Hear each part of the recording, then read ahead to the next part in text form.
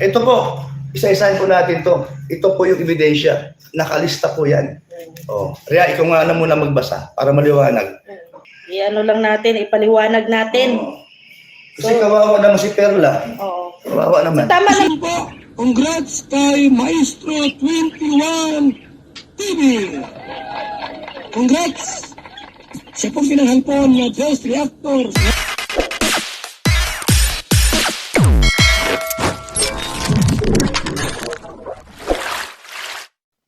Okay. Mga kalingap, isang mapagpalang umaga, tanghali, gabi po sa inyo lahat. Sana po ang lahat ay nasa mabuting kalagayan at ligtas po sa anumang kapahamakan. Sana po kayo dako ng mundo naroroon. Ako po muli ang inyong lingkod, Maestro 21 TV, at sa ating pong video ngayong araw na ito, tayo muli ay magbibigay ng ating reaksyon, komento, opinion, kuro-kuro tungkol po sa pinag-uusapang nawawala nga ba or nawawala o nagamit, nagastos o nawaldas ang 90K na pinag-uusapan po sa panig po ni Miss Leche Planger o ni M na dating Kalingap Angel. At ito pong si Ate Perla Vlogs. Okay, so kamakailan lamang po ay napanood po natin ang live ni Ate Perla Vlogs at ito nilinaw po niya.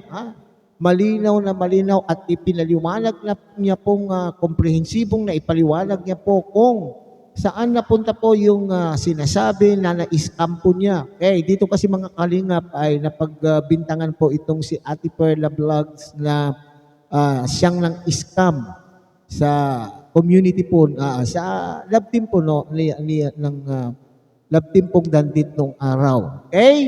So, yan po ang ating pinakapaksa ngayong araw na ito. So, bago po yan, tayo muna po ay magbibigay po guys sa ama at founder po ng Kalingap, Kuya Val Santos Matubang. At tangkilikin natin Ate Edna Vlog, Kalingap Rap, Kalingap Dan, and Kuya Brooks Vlog, at siyempre, Ruel of Malalag. At kung bago lang po kayo sa munting channel na ito, sana po ay inyo rin pong tangkilikin sa pamamagitan po ng pag-like, share, and subscribe. At tuloy pindutin na rin po ang notification bell. At nang sa ganon, ay tayo pa rin po ay magsama-sama sa susunod pa pong mga reaction videos na ating pong gagawin. Likewise, mega lang shout out sa ating mga kasamahan po dyan sa Karepa, Kalingap Reactor Partners, sa pamumuno po yan ng aming presidente, Javier De Leon, aka Birador. At tangkilikin po natin ang ating mga masisipag, matyatagang mga Kalingap partners, Kalingap charity vloggers po na nakatalaga sa iba't ibang Kalingap landing pad sa ating bansa.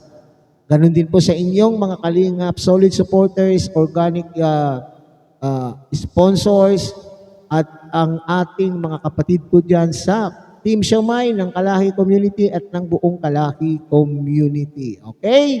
So, ipagpatuloy po natin ang ating pagbibigay ng ating komento, opinion, kuro-kuro at reaksyon tungkol po sa naturang paksa. At tayo nga po ay may kinuhang konting video clip po sa live po ni Kuya Brooks. Okay, so nagsanga-sanga na po ang mga paliwanag po dito, kung bakit po biglaan pong nagpaliwanag at nag-live po si Kuya Brooks. Ay bunsod po ito noong pag-live din po ni Perla na parang lumalabas na pong kawawang-kawawa naman po ang Perla na ito sapagkat siya lamang po ang nagtatanggol sa kanyang sarili at baka sinasabi ng kabilang panig na gawa-gawa lamang po ang paninira. Yan, di ba?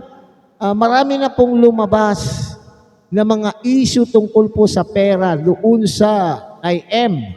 Kay M, marami na po. Pero sinasabi ng mga defenders po ni M na ito ay gawa-gawa lamang at paninirang puri, pero dito ang napuruan po na nasiraan po ng pagkatao ay si Perla. Okay? So marami na po tayong narinig na nagpapatutuo kung ano po ang mga pangyayari po kay M, at dito na naman po ay lumabas si Perla upang linawin at upang mabindicate siya, anong tawag yan, upang siya po ay maabsuelto sa issue na pinasasangkutan niya na sinasabing siyang nangulimbat ng 90K nabigay po ng mga mga supporters dahil siya naman po ay isang admin po noon nung panahon na yun ng Dandit, di ba mga kalingap? At dito ay sangkot ang pangalan po ni Kuya Brooks. Okay, sangkot dahil sinasabi po ni Perla mga kalingap na lahat po ng pera na kanya pong nalikom ay siya naman din pong ipinapadala po niya kay Kuya Brooks, lalo na po doon sa pagdiriwang po ng kaarawan po ni Kalingap Dan, kung saan sila po ay gumastos sa venue, sa food, at sa mga giveaways. Okay?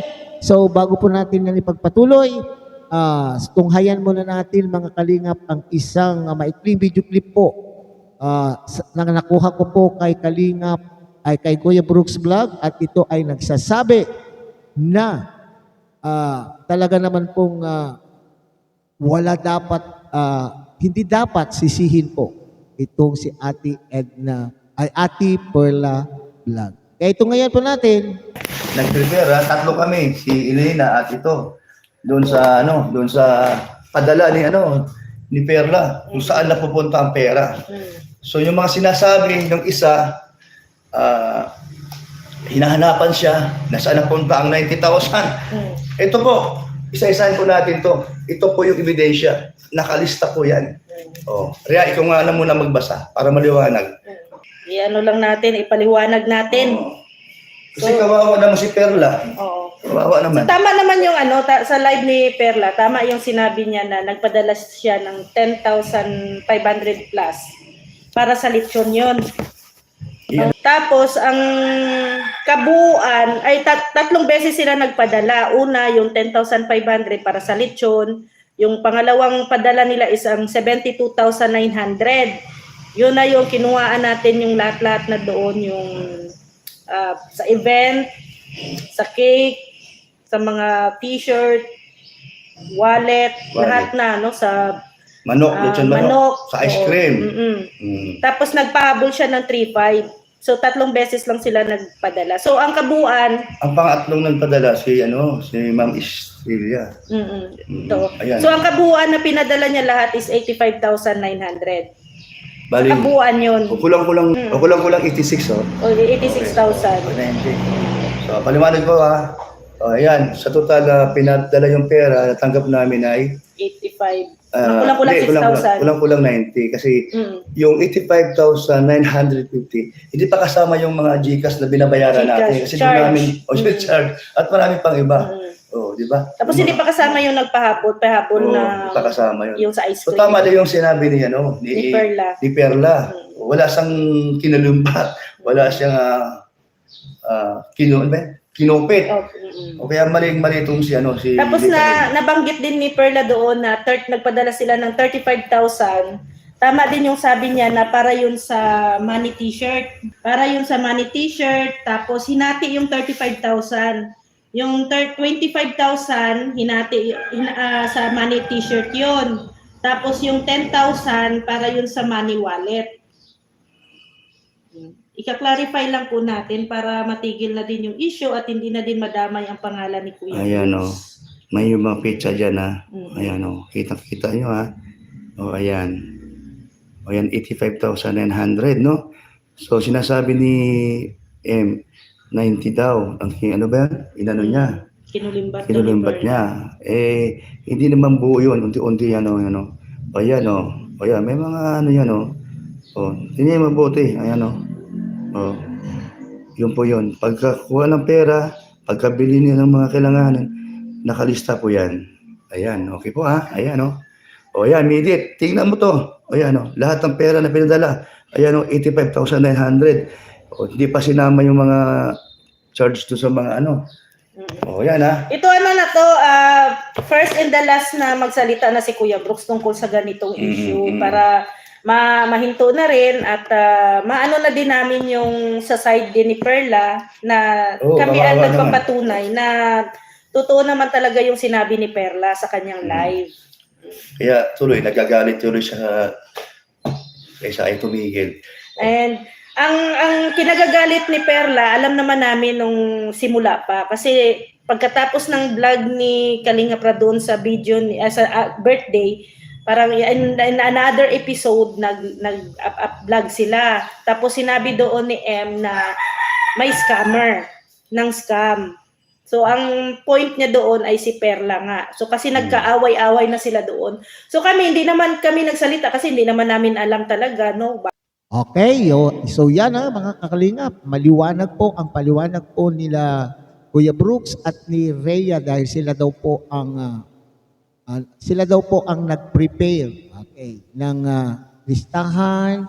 Okay, ganun din po si Ate Perla Vlogs po mga kalingap, doon sa kanyang live ay talaga naman pong komprehensibo dahil mayroon po siyang ipinapakitang mga resibo, mayroon siyang ipinapakitang kompletong listahan kung magkano ang tinanggap at kung magkano rin po ang kanila pong ipinadala at ginastos nga po. Okay?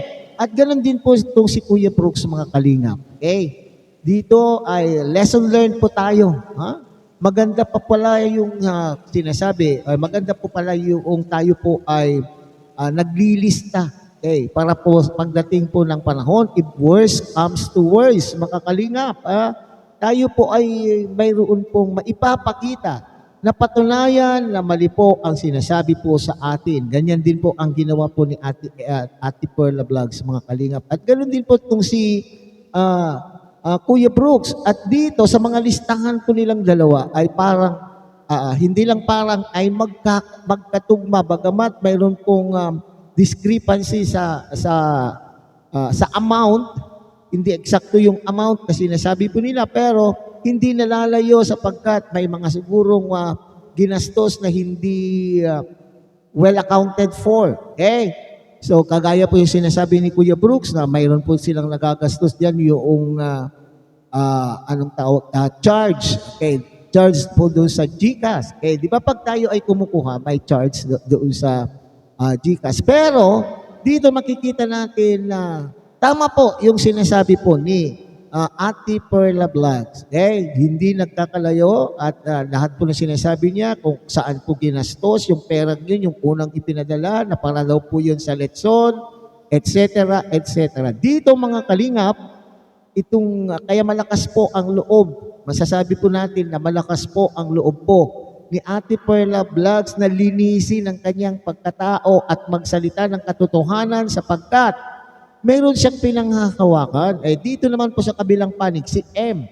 Madalas po natin sinasabi na mayroon po siyang hawak na card, mayroon po siyang hawak na mga screenshot ng usapan, pero dito siguro naipakita po na nila ang kanila pong mga resibo, napatunayan na po nila kung ano ang natotoo ang kanilang sinasabi at dito naman po siguro ay it's high time. Okay, so panahon na rin po siguro upang itong si M ay malinis ang kanyang pangalan. Okay, na nasangkot din. Hindi biro po yung tayo po ay masasangkot tungkol po sa kaperahan, mga kalingap ha.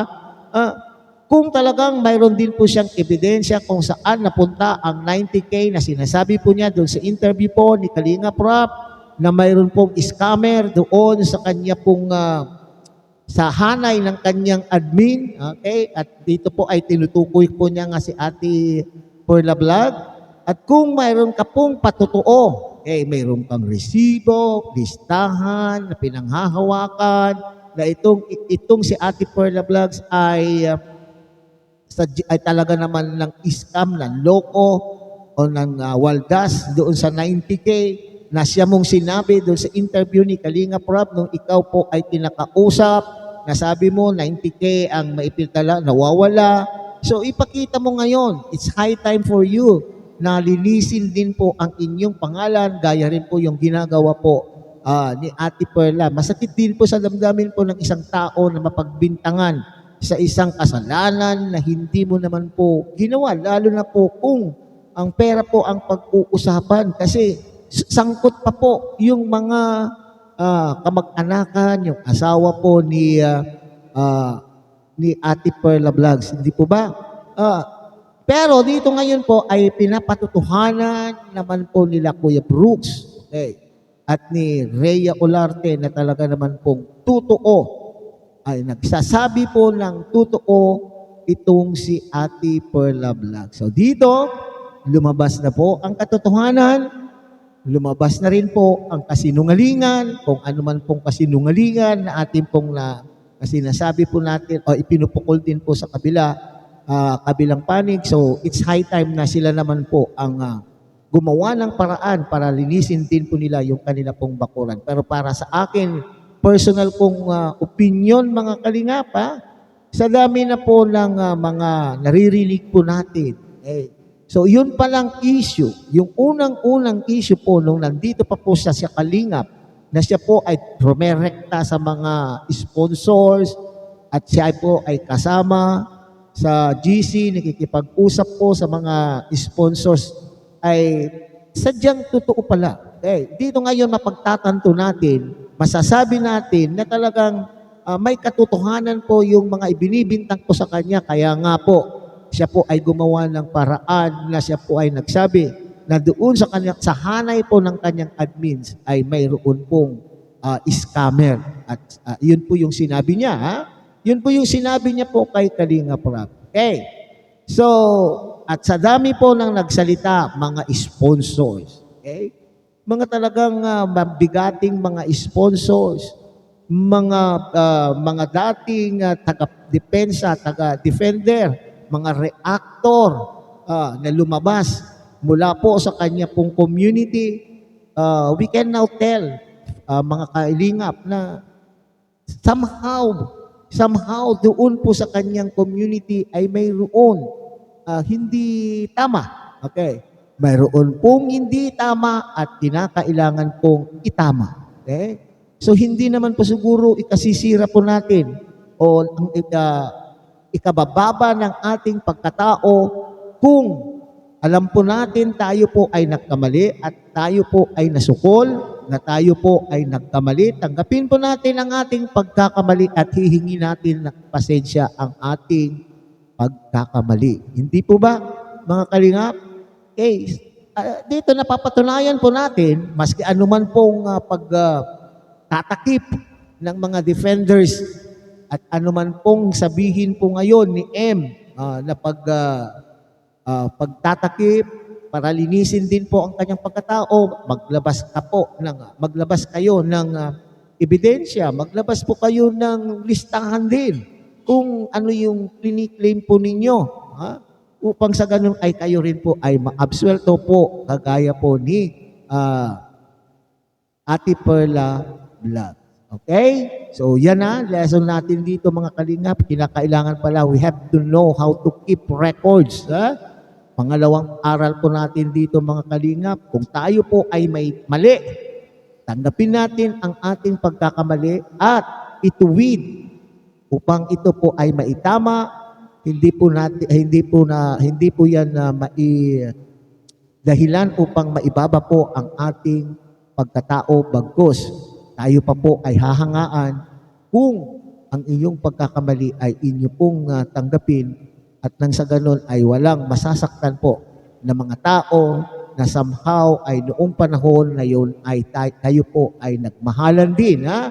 Yung mga umalis po sa inyo sa community nyo, kayo po ay dinipensahan at kayo rin po ay minahal at ewan ko lang sa inyo kung ikaw na may-ari ng community na yan ay minahal mo, totoo bang minahal mo ang mga taong ito? So yan lang po ang ating komento, kuro-kuro, opinion at reaksyon po tungkol sa naturang paksa. Muli, tangkilikin po natin Kuya Bal Santos Matubang, Ate Edna Vlog, Kuya Kalingap Rab, Kalingap Dan, Kuya Brooks Vlog at Ruel of Malalag. At siyempre, pinakikiusapan ko rin po kayo mga kalingap na sana po ay tangkilikin din po ninyo ang munting channel na ito sa pamamagitan po ng pag-like, share, and subscribe. At tuloy pindutin na rin po ang notification bell at nang sa ganon tayo pa rin po ay magsama-sama sa susunod pa pong mga reaction videos na ating gagawin. Muli, magpalang umaga, tanghali, gabi po sa inyong lahat. Mabuhay po kayo and God bless everyone.